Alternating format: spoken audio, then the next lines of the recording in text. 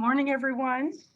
And I want to welcome you to our educational series that's being hosted by the Indianapolis Airport Authority and our partners throughout the community, including the City of Indianapolis, the Indiana Department of Transportation, IndyGo, and the Indianapolis Library, have all come together based on doing workshop series and outreach for years and taking your feedback in, and especially post-COVID, as far as last year, we're still in it, but moving from COVID 2020 to 2021, trying to position you to be very, very successful.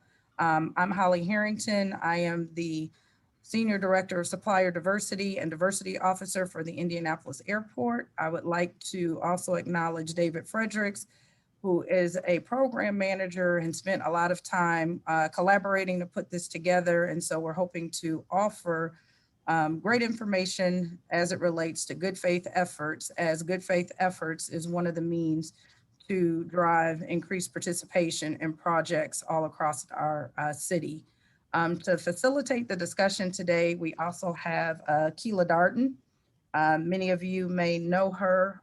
She has played various roles throughout the community, trying to drive diverse participation, and is now a certified MBE herself.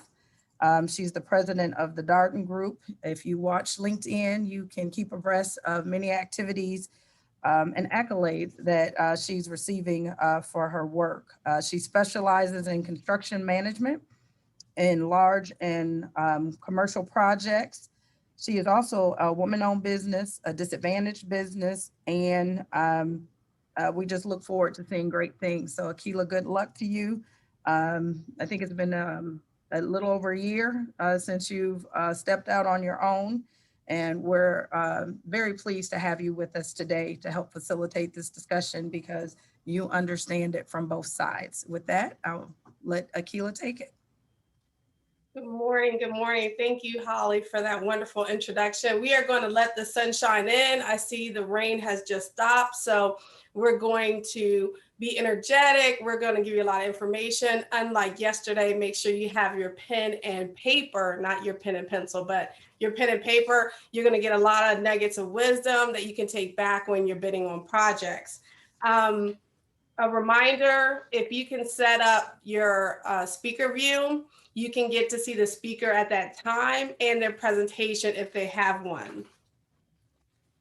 So we are going to get started. Alex, can you give us our first poll question? As a reminder, like yesterday, we have 30 seconds to answer the poll. First poll question. This one's easy. Did you participate yesterday in our solicitation process webinar?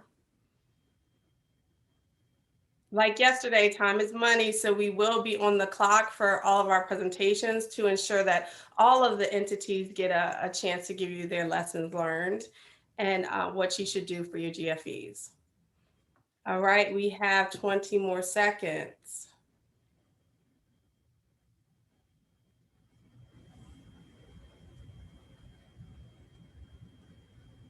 Again, blow up the chat. We want to see your questions so that they can be answered in a timely fashion. And Alex, how are we doing? All right, look at that. 74% participated yesterday and 26. Welcome. You're going to have some fun today. We are going to, again, if you have information or to show gratitude, please in the chat put TYIAA, and that is thank you IAA for hosting this event. We will get started with our first presenter, and that is David Fredericks of the International Airport Authority. Take it away, David. You have 3 minutes. Thank you. Good morning, Akilah, and to the rest of the presenters and everyone else joining us today. Let me share my slides. So this morning we're going to begin by talking about, like I said, good faith efforts and best practices. So let's start with a base level of what is a good faith effort, and have the understanding that a good faith effort may mean something different to different organizations. But this is sort of a very broad definition. A good faith effort consists of actions and steps taken to obtain diverse participation and to achieve the greatest economic impact. Here at the IAA, we always work with the expectation that reasonable efforts be demonstrated to achieve the goals that we set on all of our projects. Not only is this a compliance requirement, but it's also a factor in ensuring that opportunities for diverse vendors are created. A GFE is only required when the goal is not met. So we want folks to understand that this is not something that is part of the normal, but when a goal is not met, that's when a GFE is required. But as long as the required amount is met in your bid, you don't have to worry about that. Reasonable efforts do not always guarantee participation. Sometimes you may put together, or you may make the best attempts to get diverse participation on a bid or an opportunity, and for reasons beyond your control as the prime or the person putting together the bid, either subs aren't available in that particular need, they don't have the bandwidth or whatever. So sometimes it's just not something that can be done. For us at the IAA, a GFE should always reflect a plan to obtain the goal, including potential services and or supplies that can be provided by certified diverse vendors. So here with the IAA, we only accept certifications from a very few agencies: the city of Indianapolis, the state of Indiana, the Indiana Department of Transportation, and the Mid-States Minority Supplier Development Council, which is the local affiliate of the National Minority Supplier Development Council. The last thing I want to emphasize is that everyone has responsibilities when it comes to the GFE process. And I think as we begin our discussion today, it will be good for folks to have an understanding and to remember where they fit into that process and what responsibilities they have. As the owner of the project, it's your responsibility to create meaningful opportunities, and to create opportunities that will have an impact not only on the subs that you're trying to track, but have an economic impact on the greater good. As the prime, your responsibility is to do your due diligence and to make those efforts to reach out to as many sub vendors, prime, other companies, to make sure that they're aware that the opportunity is out there and that they're given all the opportunities and the resources to participate in that project. And then lastly, as a sub, you have a responsibility of being honest about your capabilities. Do you have the bandwidth at this particular time to participate on a project? Is it a good time for your company to participate on a project? Do you have the resources? Do you have the bonding? So you have to be upfront and honest with the primes when they approach you or when you approach them about these opportunities, because nothing can wreck your company more than participating on a project and not holding up your end of the work, and just creating a bad reputation for your company. So you have a responsibility as well as a sub to be honest about what you're able to do at that particular time. Akilah, I'll turn it back over to you. Thank you, David. I appreciate it. I got so much nuggets of wisdom. I appreciate it. Again, if you have questions, please put them in the chat. David, I'll give you a moment to see if there's any questions. We will go with our next poll question. Alex, please. What is your certification? Check all that apply. 30 seconds. And again, we are looking for 100% participation, no pun intended, for the poll questions. And the speaker view is on the top right side.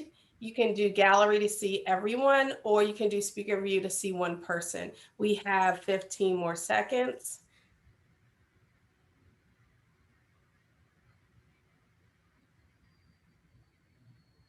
All right, my watch is pretty fast. Alex, how are we looking? Oh, look at that. So we have 23% WBE, 32% MBE, 2% VBE, 2% VBE or SDV. Look at all these acronyms. 20% DBE, 48% none, and 10% WOSB. Thank you all so much for your participation. I appreciate it. David, were there any questions for you from your presentation? Not at this time, Akilah. Awesome, awesome. Well, we are doing well on time. I would like to introduce our next presenter, Chelsea Hunter and Kevin McDuffie with IndyGo. Take it away, 3 minutes. Chelsea, we can't hear you.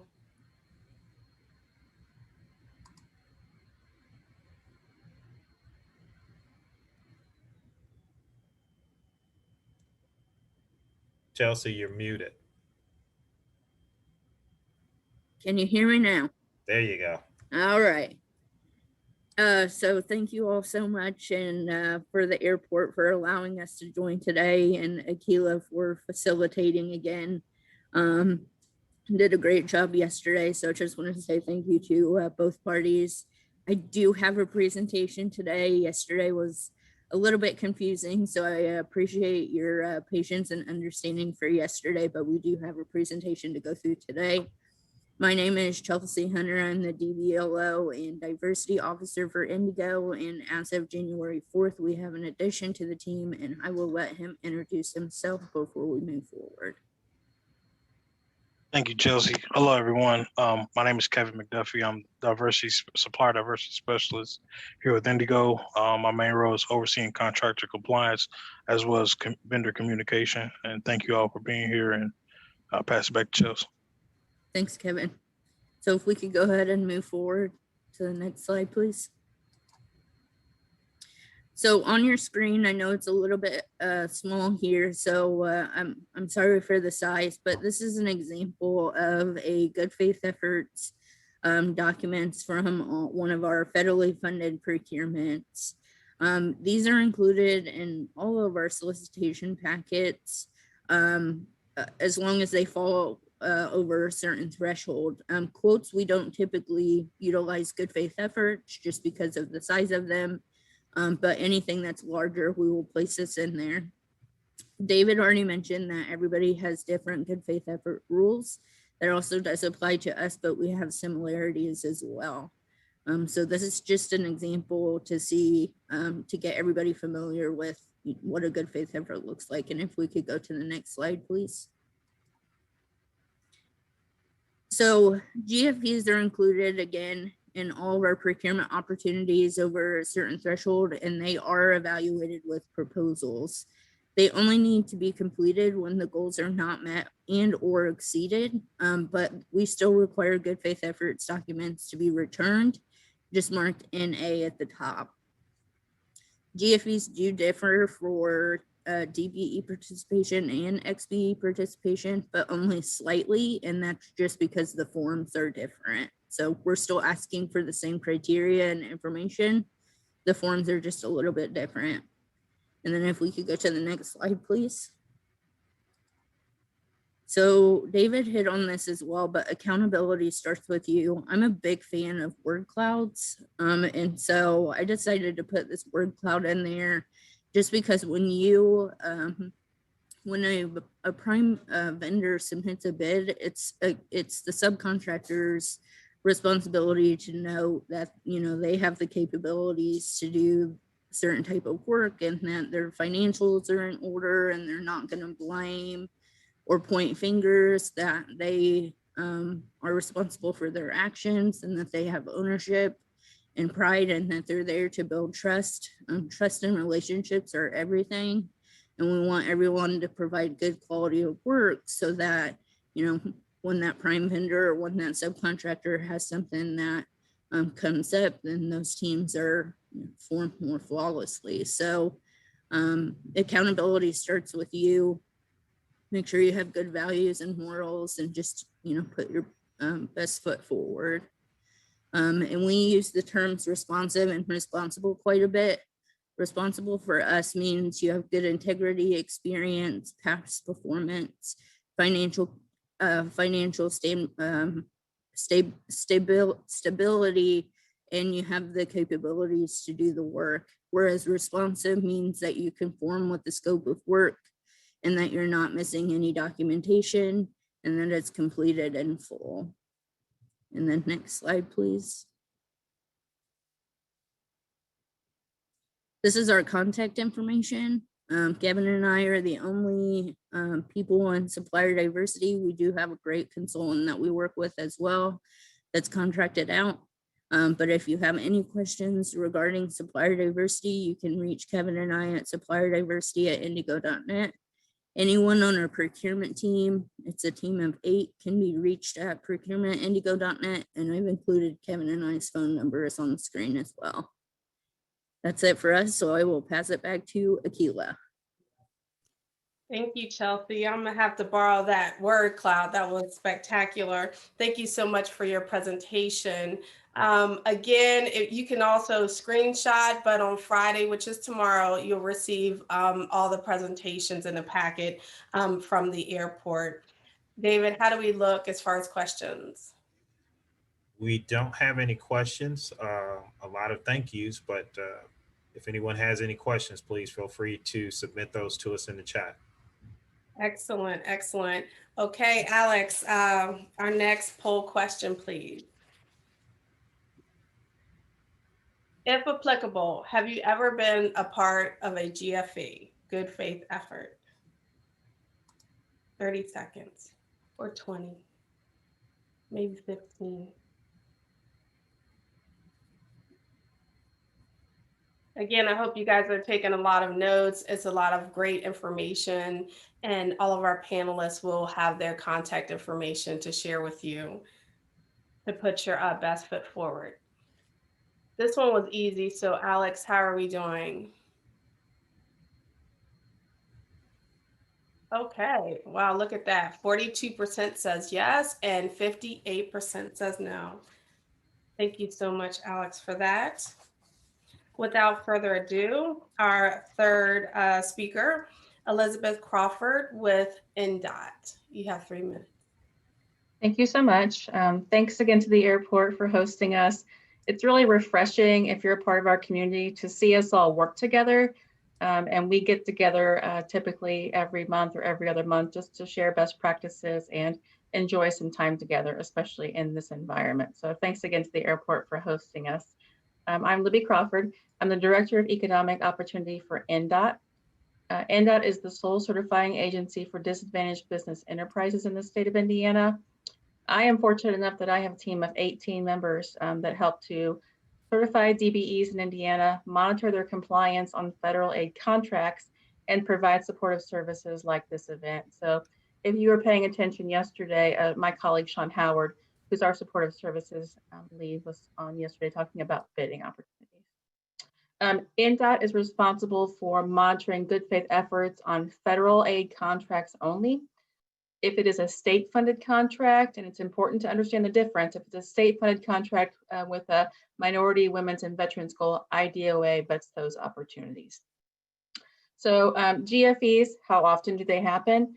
I looked at our contracts and the amounts that we had, and so it's a very small possibility of having a GFE at Ndot. In 2019, we had 382 federal contracts for a total of $1.3 billion. And of those, less than 6% went to good faith efforts. In 2020, we had 393 federal aid contracts, approximately $2.1 billion in work. We only had 13 good faith efforts. And so it doesn't happen very often at Ndot. Our primes are very committed to meeting our goals on their face. And so that's a great feeling. At Ndot, as of July 2020, we require every lowest qualified bidder on a federal aid contract to submit their quotes within 24 hours of letting. We believe that levels the playing field for all of our DBEs. It also helps us to eliminate mistakes at the beginning with misclassification of suppliers, brokers, or subcontractors. So that's been a very effective practice for us. We lock our directory at 6 o'clock the Friday before a regular letting. Ndot has a regular cadence of lettings, and they are all available. The dates are available 18 months in advance on our letting calendar. So our directory is locked so that there's no opportunity for mistakes prior to letting. We are very customer service friendly. We encourage primes and subs to call us if they have questions. Typically the morning of a letting, I am available at 6 o'clock in the morning because we know what the last minute scramble is on letting day, right? So we're always available to answer calls about particular new DBEs that you may be working with, subcontractor questions, crediting questions, those kinds of things. I would say the biggest tip I could give you is use the directory. Whatever directory you're using, use the directory effectively. For primes, make sure you're checking it in advance. And if you have questions, that you're following up with those phone calls to our certification specialists. If you are a DBE, check your directory annually as you do your no change affidavit. Do you have additional lines of work? Have you eliminated lines of work? Do you need better descriptors as part of your directory entry? All those things are just critical to helping you obtain success in getting a job with Ndot. And with that, I will again thank IAA and turn it back over to Akilah. Thank you, Libby. I was taking notes. I don't know if you all heard, but in 2020, she said they had $2.1 billion. So I don't know about you all, but I think you should reach out to her. Thank you so much. David, do we have any questions for Libby in the chat? You're on mute. Sorry. Yes, we do have one question. Does Ndot require VBE participation on your federally funded design projects or track that certification classification? I think you said VBE veterans. Is that right, David? Yes, VBE veterans. Okay, so the federal program is what dictates the type of classifications we can have as DBEs, and veteran at this time is not one of them. So we have to use 49 CFR 26 to certify individuals as part of our program. However, we do look at if veterans apply for our program, we do look at them on a case-by-case basis.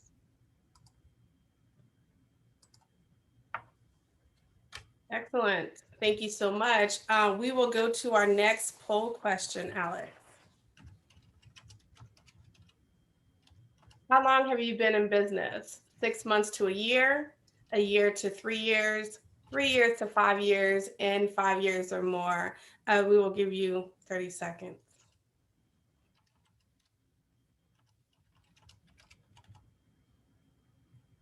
Panelists, when you get an opportunity, if you don't have a slide, could you put your contact information in the chat for our attendees? We have 10 more seconds.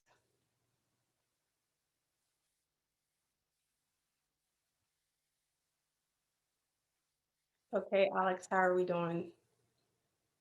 Okay, we have 9% 3 years and less than 5 years, and 91% 5 years or more. Congratulations on that. So now we know who our audience is. We will get into the next presenter, and that will be Fahad Beg with the City of Indianapolis. Fahad, you have 3 minutes. Thank you, Akilah, and good morning, everybody. Thank you for attending today's presentation.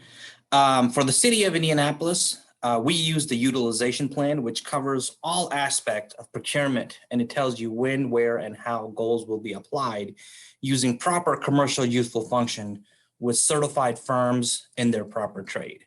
The City of Indianapolis's plan, David, if you can go on to the next slide. The City of Indianapolis plan covers city, county funded projects, public-private economical development projects, or incentive projects, is another term that sometimes gets used, or any contracts the city gets involved in. Also want to note that before we dive more into the good faith effort, we have a directory on our website, and all of our forms for procurement and good faith effort and compliance are located on our website as well. We can go to the next slide, please.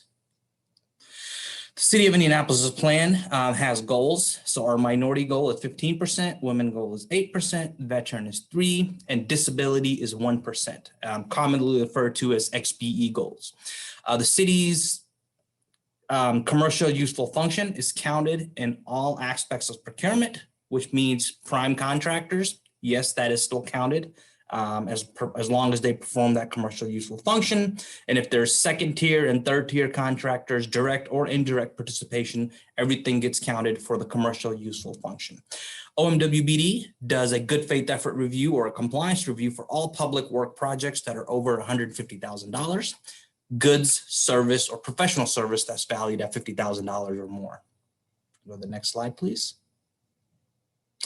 Our good faith effort is based on a point system, and our good faith effort are actually city municipal codes, and it is a requirement if a prime contractor is not meeting the goals.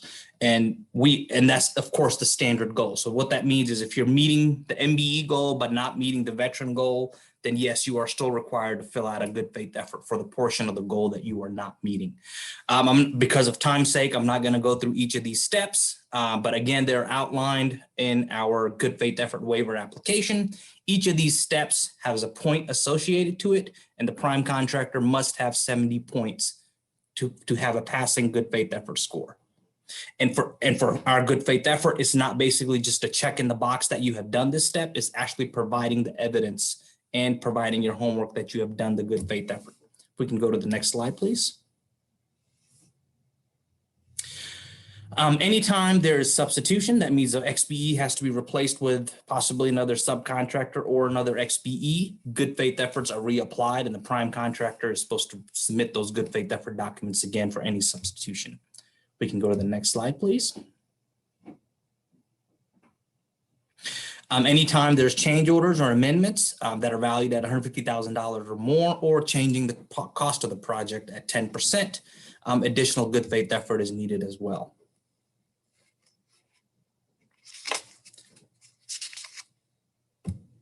And I'm going to take it back to you, Akilah.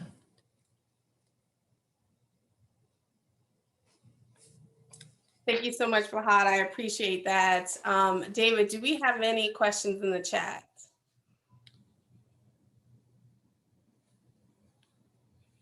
Yes. When the city of Indianapolis when will the city of Indianapolis accept certified WBEs who work in Indiana, but main office is in Ohio? Based on our current disparity study and our utilization plan and our ordinance, currently we're operating for firms that are certified and domiciled in the state of Indiana. So I'm assuming when the next disparity study is, that would be a topic that could possibly come up. But as of right now, this is what our plan addresses. Is that the last question or only question? That's the only question we have. Perfect.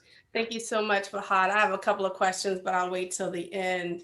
Well, let me ask that now. As far as the 70 points in Prop 231, will you be assessed a monetary fine if you go under those 70 points? If you're not meeting those 70 points, we will basically, this is obviously before the project or contract is awarded, we would go on to the second lowest bidder and recommend an XBE memo to the second lowest bidder. So meeting our 70 points on a good faith effort is actually a requirement. Either you meet the goals, all of them, or we go to the next lowest bidder. And that is clear. Thank you, Fahad. I appreciate that. Alex, can you give us our next question? Are you registered with any of these agencies? Again, the agencies presenting today are IAA, IndyGo, Ndot, City of Indianapolis, and Indianapolis Public Library. You have 20 seconds.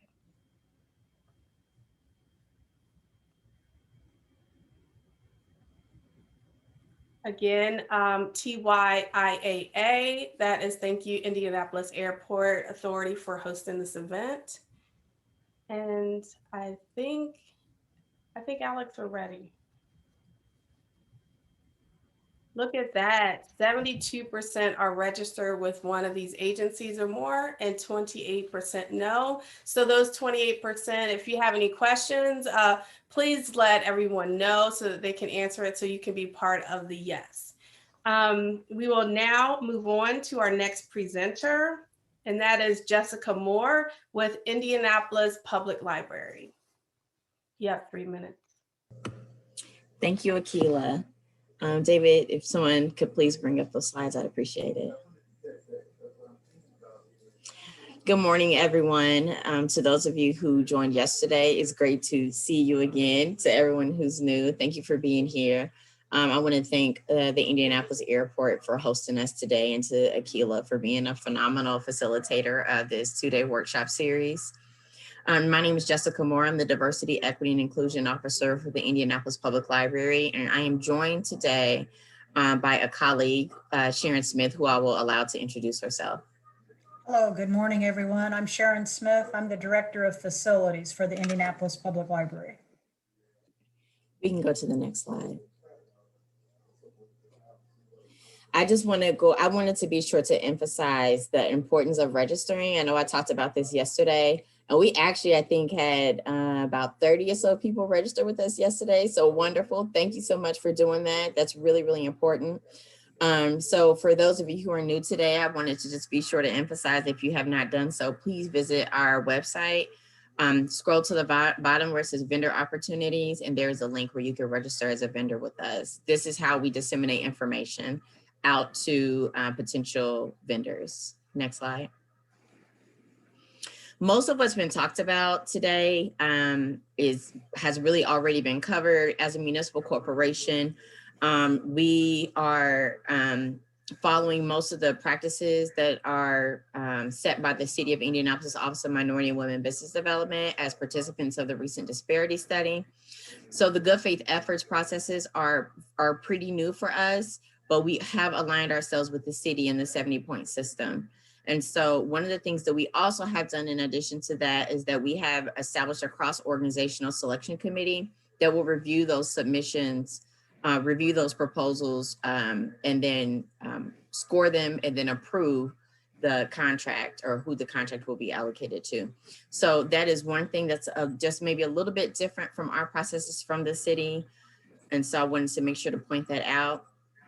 One of the areas that we were asked to talk about a little bit today was that really the importance of attending pre-bid meetings, but I really want to kind of talk about the importance of documentation for your good faith efforts, and how important it is to not only attend the pre-bid meetings, but when you're making calls, to make sure you're documenting your calls and your call logs, to make sure you're tracking your emails that you're sending to be able to contact businesses for your GFE processes.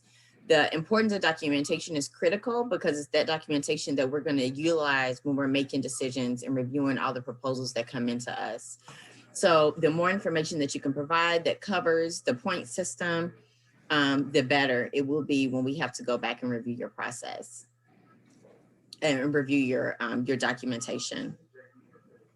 It was also mentioned earlier about the certifications that are accepted, and I'll reiterate that as a municipal corporation, our reporting goes back to the City of Indianapolis, and so we are first looking at city certified firms. So even as you're looking at subcontractors to partner with, we looking at firms and preference for firms that are certified through the City of Indianapolis, but we also accept certifications from the IDOA through the state, and also through MSDC, the Mid-States Minority Supplier Development Council, of which we are also a member.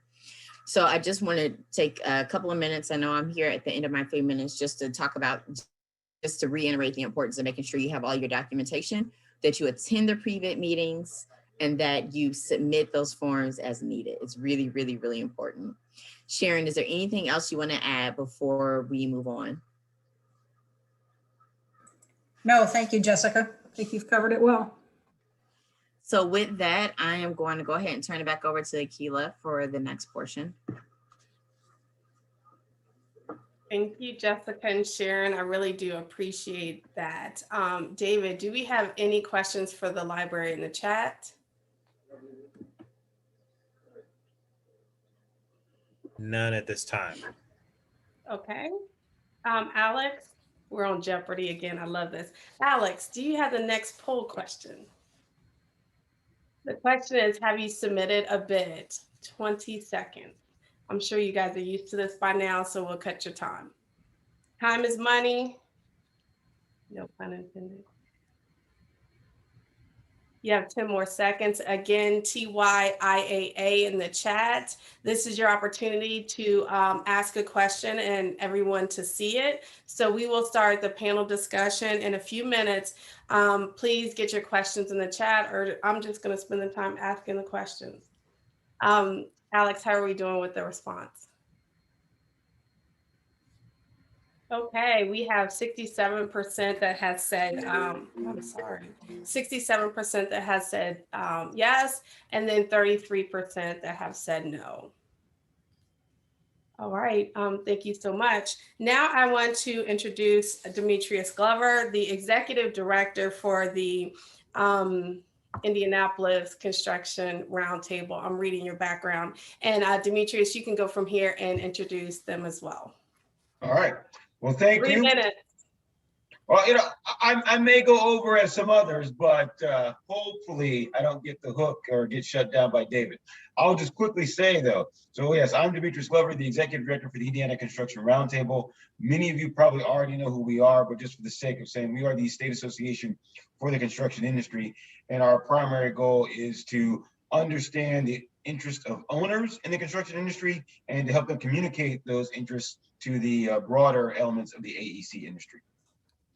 Owners, of course, are highly interested in supplier diversity and XBE spend, and they also recognize that sometimes meeting their XBE spend goals can be a challenge, and so that's, of course, why they have the alternate of providing good faith efforts. ICR supports all the things that that's been presented today as good faith efforts, and I just wanted to highlight one of those examples, particularly listed in the City of Indianapolis list of good faith efforts, which is particularly the Mentor Protege program. ICR has been managing a Mentor Protege program since 2008, since it was part of our diversity plan that we released at that time. We have since reinvigorated that program in partnership with the City of Indianapolis and other construction companies to do a project-specific Mentor Protege program that is being done at the Criminal Justice Center campus project. At the moment, that program has 11 Mentor Protege pairs, where we've taken an XBE firm and partnered them with a larger firm, which can be a non-diverse firm or a diverse firm, as long as they can provide professional expertise to help that XBE build their capacity to do larger amounts of business. And so we hope to continue to run this program, or we are running this program. We plan to continue to run this program to the end of that project, and then also to get other owners to create similar Mentor Protege programs in large projects in the future. One of our core partners in that project is AECOM Hunt. And so then Mark Flandermeyer and Bill Edwards are here with me today to talk about their larger approach to supply diversity and good faith efforts. And I'll turn it over to them. Thank you very much, Demetrius, and thank you everyone for participating in this event. I've heard a lot of information and I thought I knew some things, but this has been quite informative, and I hope to have more interaction with everyone on the panel, as well as anyone who calls in and wants to talk to us about our upcoming opportunities. We're presently, we're involved with the detention center, as Demetrius had stated a little earlier, and we are in the final stages of the project at the airport, which Mark Flandermeyer oversees, which is the dewatering and stormwater project out at the airport. Good faith efforts are something that we deal with on a regular basis with bids that we are involved with directly, as well as our subcontractors who have not met their goals. We insist that they provide with the documentation that we would have to provide under the same circumstances. It is part of the Hunt AECOM culture to do everything that's feasible with our good faith efforts, follow the directives of the owner of the project or that municipality. We've been doing this for almost 40 years. haven't learned all the tricks within the course of the 40 years, but we do our best. Commitment is important. You'll find that participation, good faith efforts is something that rains down from our executive office here in Indianapolis, as well as our AECOM office in New York City. We believe in communication. We find that that's one of the only ways in which XBE firms can get a fair shot at our opportunities. So we are committed to providing at least a half an hour of one-on-one time with contractors that are interested in bidding on our work, as well as the Mentor Protege program, where Demetrius is doing an outstanding job. We have put together components, best practices of a variety of different Mentor Protege programs across the country. And we find that to be a helpful tool in order to ensure that these smaller firms get an opportunity to compete for this work. And I'm going to take it, and Akilah, ask you, or I apologize to you in advance, but we take all of this information and try and where the rubber meets the road, put it in a contract, assessing the certification and the capacity of each of the XBEs and putting it into a contract on a job. It's our responsibility to check the compliance, and that is, are the XBEs actually showing up and doing the work that it is that they have committed to on the project when the project time dictates that they're supposed to be there. And then first, going to the end of that, making sure they also get paid. We see this as the full wheel. We tried to come up with a wheel of C's.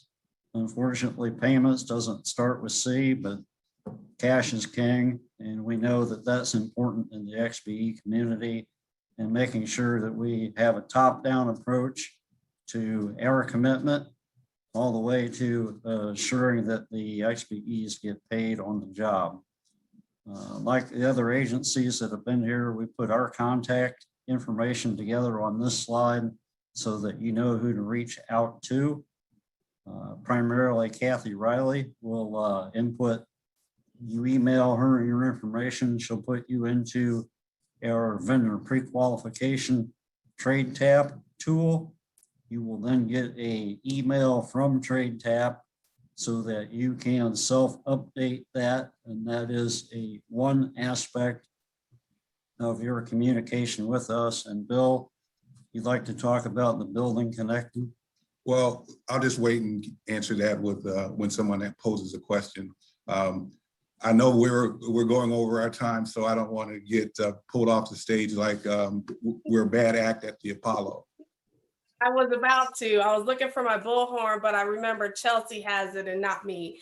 Thank you all so much for that presentation and the Mentor Protege. Again, contact ICR and AECOM Hunt if you want to be a participant. Are there any questions, David, before we get into our panel discussion? I'm not seeing any questions in the Q&A or in the chat, so I believe we can jump right into the panel. I saw one question in the chat that I can speak to. So I think the question says, is the Mentor Protege program limited to companies in Indianapolis? And I would technically say no, meaning that ICR is a statewide organization. So theoretically speaking, we could operate beyond the city of Indianapolis. I would say that the Mentor Protege program that we are doing at the Criminal Justice Center project, that is project specific. So ideally, companies would be involved in that project to be involved in this specific aspect of this program. So a yes and no answer, but it's a little more complicated than the question. Awesome. Thank you, Demetrius, for that. David, do you have any questions? If not, I'll go to the list of questions I have. You can go to your panel questions, Kela. Thank you. Okay, we are going to do a popcorn round, so please unmute yourself and answer accordingly. Can you get a project if one does not meet, let's say the prime? If the prime submits a bid, Are they able to be awarded the project if they do not meet the RFP minority participation goals? Anyone can take that one. So here at the IAA, Akilah, I can just say that they would not receive the contract. We would then, if a bid is submitted and it doesn't meet our goal, and then we request a good faith effort to be submitted within 3 business days. If that is not submitted or what they submit does not meet our standards, then we would go to the next lowest and responsive bidder.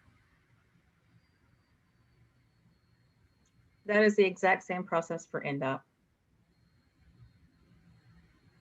Also, same process for the city of Indianapolis. We would go to the next lowest bidder if the GFE requirements are not met. That's the same for us technically too, except for our GFEs are required at the time of bid. Excellent. That's good information to know. David, please let me know if you have any questions in the chat. We will go to the next one. Any steps or processes that can assist an organization who is struggling with GFEs?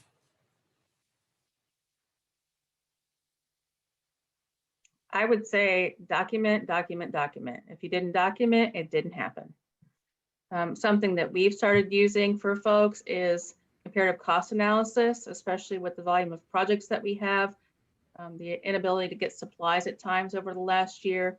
Comparative cost analysis can help illustrate a good faith effort as well. And then to that, I would also piggyback and say not only should you document, but you should also be following up. So just because you reached out to them once and there were, 2 weeks before the bid was due, that's great, but how many times did you follow up on that conversation? And then on top of that, I would also add, when you start the process, you have to start with a plan. It's not only, important to say that you've checked the boxes, you've communicated and you followed up and everything else, but you also have to have a plan that addresses how you're going to make up for that shortfall. So that is the most, I think, important part is you got to start with a plan to achieve the goal, to make sure you make it to what the desired goal is. Good. I would just co-sign everybody else, especially the element on documentation. So I'm gonna throw a twist in there. Is it based on the honor system when reviewing the GFEs, or do you all call to ensure that those processes happen or happened? There is no honor system, so we follow up. Yeah, our last round of good faith efforts, I think, without getting too specific, had like 22 names on it, and Kevin and I called every 22 of them to verify that it actually occurred. I would say for the city, it's a very similar process. It's providing that evidence that you communicated with the right XPE firms in the proper commercially useful function for the firms that are certified, and following up, providing us those documents.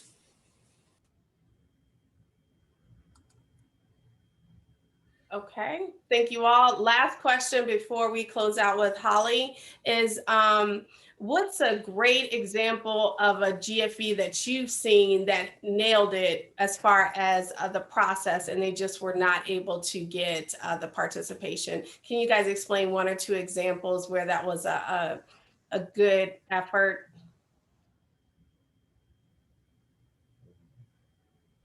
I can go first. We had a specific opportunity where a majority of the proposal was emails that were sent out back to back to back to back to back, and they still were not able to get the participation they needed, and that was multiple firms. So if we can see that you made the effort and you tried to, you made multiple communications to different firms and you still weren't able to get there, that's something that we look at very closely. So I would say a majority of one of our proposals did come back with several emails and phone conversations. Okay, thank you all so much for everything that you've done. Before we kick it back to David, we have one more poll question, Alex. My last time on Jeopardy. 1 second before you do that last poll question. We have a couple of chat questions that came in. So we have one, and I'm assuming this is to me. Do we have a physical office in the city of Indianapolis to do business with the airport? We do not have an office at the city county building. Our offices are here at the airport terminal. I will place an email and contact information in the chat where if someone has a question or would like to speak with us, they can reach me that way. Then there's a question for the city. Hold on, David. I Yes. think they're asking if you have to have a physical office in the city. That's my interpretation too. Got you. No, you do not. So no, you do not have to have a physical office here in the city of Indianapolis to do business with the airport. We have many. David, I'll expand too. We accept city, state, and mid-state and Ndot certification. So if you have one of those certifications, you can do business with the airport. And that information is on supplierdiversity.ind.com of what our accepted certifications are. Thank you, Holly, for that clarification. One last question, and this one is to the city. What happens if an XBE exists for most categories in a specific small project? How can GFE be shown or met? Let me read that again. What happens if no XBE exists in most categories in a specific small project? How can GFE be shown or met? The prime contractor would need to first show us that they had used the correct certified repository, the XBE directory for the city of Indianapolis. Then we would also verify that there is no XBE in those particular areas. Then the possible other avenue we would look for is indirect participation. And if and all three of those have been met, then we would go for a waiver process. But that is something that the prime contractor needs to get with us prior to them submitting a bid, because once they've submitted the bid, it's hard for us to grant them a waiver. So if you come to the city before submitting that bid, reaching OMWBD and trying to do your research, and we can assist you doing your research in that area to obtain your GFE points. I don't know if y'all heard that, but he said he will assist. So I wrote that down. I hope you all did too. Sorry, Akilah. So Joseph Lee and myself were both available to assist any prime contractors that need assistance with the GFE process or the procurement process with the city prior to you submitting the bid. All right. Someone, do you have the next one, David? The next question, do you see it? The question. I believe that may have been. There's one more. Will you be providing the panelists with a list of attendees for this event? That way, if we reach out, they'll know we joined the presentation. Yes, we will send an attendee report to the panelists after the event. Okay, excellent. Thank you all so much. Alex, our last poll question, please. Do you understand your obligations regarding a GFE as a prime or subcontractor? Yes or no? You have 20 seconds so we can stay on schedule.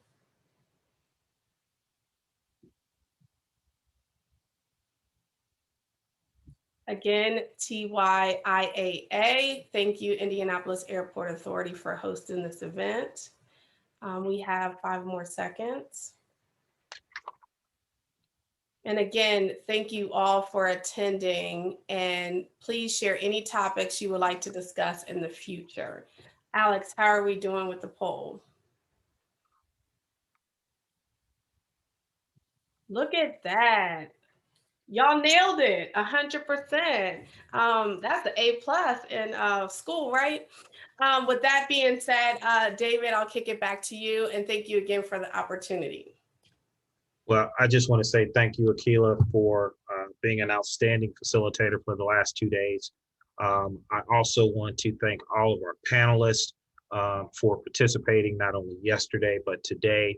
I want to thank the organizations who participated: IndyGo, Ndot, the City of Indianapolis, Indianapolis Public Library, Indiana Construction Roundtable, and also the guys from AECOM Hunt. Once again, thank you all so much for supporting this effort to bring everyone together to share information.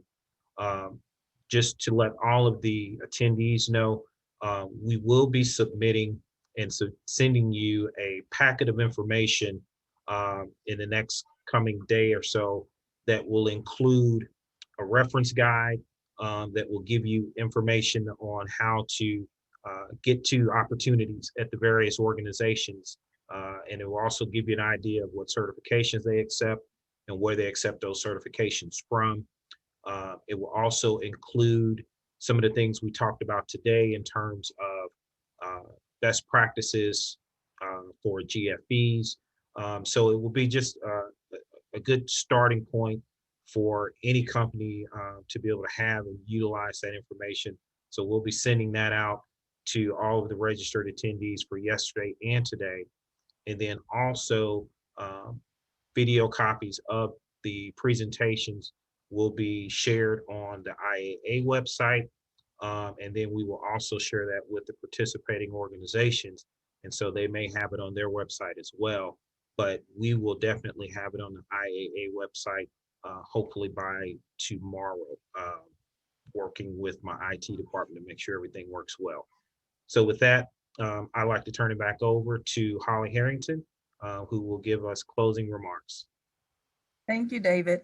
Well, David thanked everyone who partnered with us. I want to thank David, Alex, Katie, and Bill from the IAA, who have spent a lot of time trying to put this together.